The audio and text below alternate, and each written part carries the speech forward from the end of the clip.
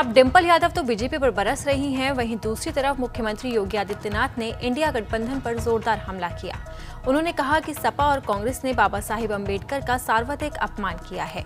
ये लोग सत्ता में आकर देश में तालिबान और शरिया कानून को बढ़ावा देना चाहते हैं। कर्नाटक में कांग्रेस ने पिछड़ी जाति का आरक्षण मुसलमानों को बांट दिया है। राम भक्तों पर गोली चलाने वाली समाजवादी पार्टी एक तरफ राम भक्तों पर गोली चलाती है और दूसरी तरफ माफिया के मरने पर मातम मनाने के लिए जाती है। मुख्यमंत्री योगी आदित्यनाथ ने मंगलवार को इंडिया गठबंधन पर जोरदार हमला बोला। उन्होंने कहा कि सपा और कांग्रेस ने बाबा साहेब अम्बेडकर का सर्वाधिक अपमान किया है। ये लोग सत्ता में आकर देश में तालिबान और शरिया कानून को बढ़ावा देना चाहते हैं। SC, ST, OBC के आरक्षण को मुसलमानों में बांटना चाहते हैं। आरक्षण में मुसलमानों की हिस्सेदारी के बंगाल सरकार के फैसले को कलकत्ता हाईकोर्ट ने गलत बताया है। कांग्रेस ने आंध्र प्रदेश और कर्नाटक में धर्म के आधार पर आरक्षण दे दिया। बाबा साहेब ने कहा था कि धर्म के आधार पर आरक्षण नहीं होना चाहिए। सपा सरकार ने तो उत्तर प्रदेश में PAC की 54 कंपनियां समाप्त कर दी थी। बीजेपी आई तो सभी कंपनियों को बहाल किया गया। अब देश में कहीं भी दंगा होता है तो दंगाइयों की ठुकाई करने के लिए उत्तर प्रदेश PAC के जवानों को बुलाया जाता है। जब दंगा शांत हो जाता है तो जनता कहती है दंगाइयों को ठीक करने के लिए योगी जी थोड़ा बुलडोजर भी भेज देते। मुख्यमंत्री योगी आदित्यनाथ ने सपा पर निशाना साधते हुए कहा कि राम भक्तों पर गोली चलाने वाले आज माफिया की मौत पर मातम मना रहे हैं।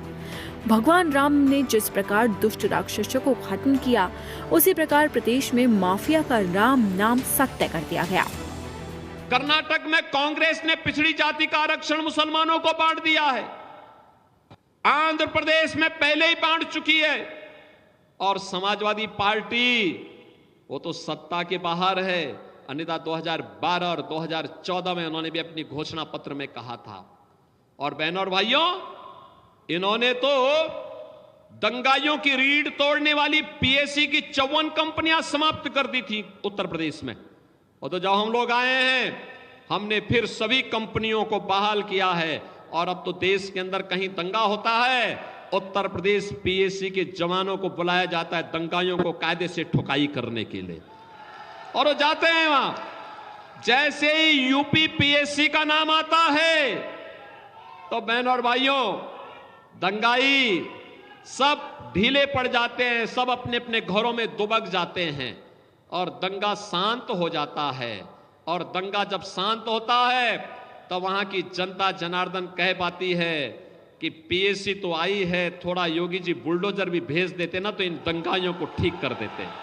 राम भक्तों पर गोली चलाने वाली समाजवादी पार्टी एक तरफ राम भक्तों पर गोली चलाती है और दूसरी तरफ माफिया के मरने पर मातम मनाने के लिए जाती है। मुझे बताओ, माफिया के प्रति संवेदनशील लोगों के साथ खड़े होंगे या राम भक्तों के साथ खड़े होंगे? आज कोई पटाखा जोर से फट जाए ना तो पाकिस्तान पहले सफाई देता, कहता साहब मेरा हाथ नहीं है, उसे मालूम है नया हिंदुस्तान है, ये नया हिंदुस्तान है, छेड़ेगा नहीं।